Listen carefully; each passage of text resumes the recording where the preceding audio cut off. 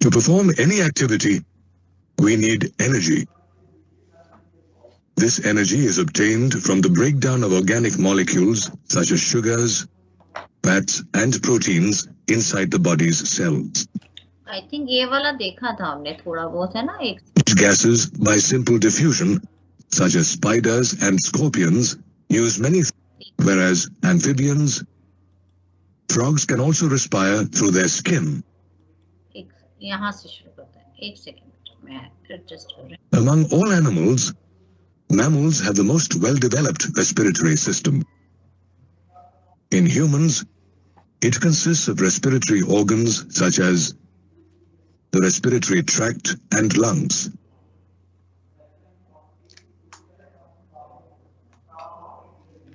The respiratory tract includes the nose, pharynx, larynx, trachea, and bronchi.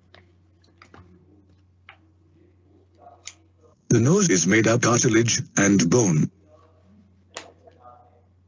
While inhaling, it warms, moistens, and filters air that enters the body through the nostrils. This air then passes through the nasal chamber. The nasal chamber opens into the pharynx, which is the common passage for food and air. The pharynx opens through the glottis of the larynx region into the trachea. The larynx is a cartilaginous box, also called the sound box, because it helps in sound production. The glottis is covered by a thin, elastic cartilaginous flap called the epiglottis that prevents the entry of food into the larynx. The trachea is a tubular passage that allows air into the lungs. It is made of C-shaped cartilaginous rings and is divided into two branches called primary bronchi. Each primary bronchus undergoes repeated divisions to form the secondary and tertiary bronchi, ending up in very thin terminal bronchioles. The terminal bronchioles connect to ducts called alveolar ducts that open into tiny, spongy, air-filled sacs called alveoli, which look almost like a bunch of grapes. An average adult's lungs contain about 600 million alveoli. Each alveolus is covered by thin and fragile blood capillaries, which combine to form the pulmonary vein.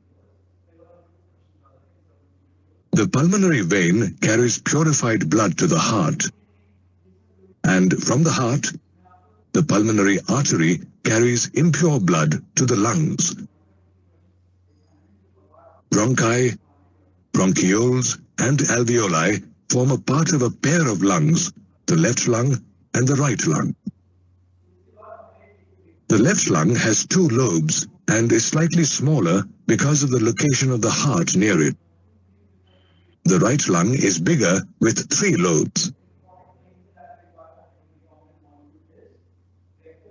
The lobes are spongy and elastic organs with broad bottoms and tapering tops.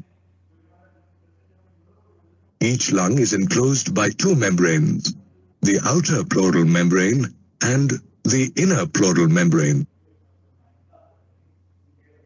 The outer pleural membrane is in close contact with the thoracic lining, whereas the inner pleural membrane is in contact with the lung surface. The membranes enclose a space called the pleural cavity that contains pleural fluid. Pleural fluid reduces friction on the lung surface when the lungs expand and contract. The lungs are situated in the airtight thoracic chamber. A thick membranous structure below the lungs separates the thoracic cavity from the abdominal cavity. It is called the diaphragm. The thoracic chamber is supported by the vertebral column dorsally by the sternum ventrally, by the ribs laterally, and by the dome-shaped diaphragm on the lower side. The lungs in the thorax are arranged so that any change in the volume of the thoracic cavity reflects on the lung cavity or pulmonary cavity. Based on function, the respiratory system is divided into two parts, the conducting part and the respiratory part. The conducting part spreads from the external nostrils to the terminal bronchioles. Are you able to understand this video, बच्चे? जो मैंने जितना भी अभी तक discuss किया है ना, वही रिफ्लेक्टेड है. Very beautifully it's been explained out here.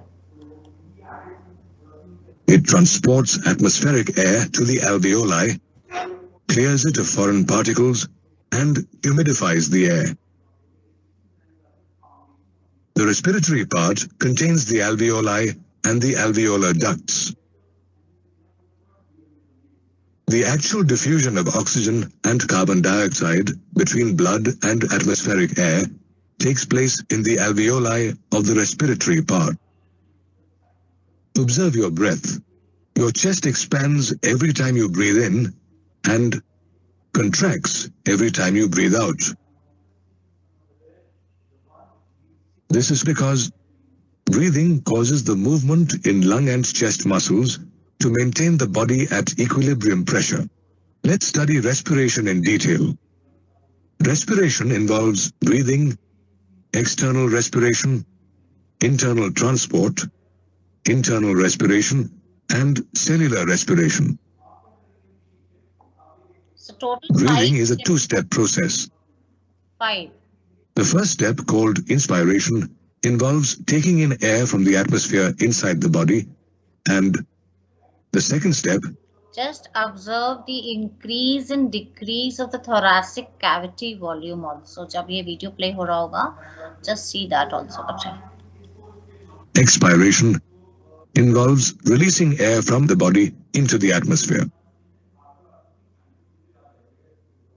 During inspiration, the diaphragm is pulled down. This causes the intercostal muscles to lift up the ribs and the sternum, thus expanding the rib cage.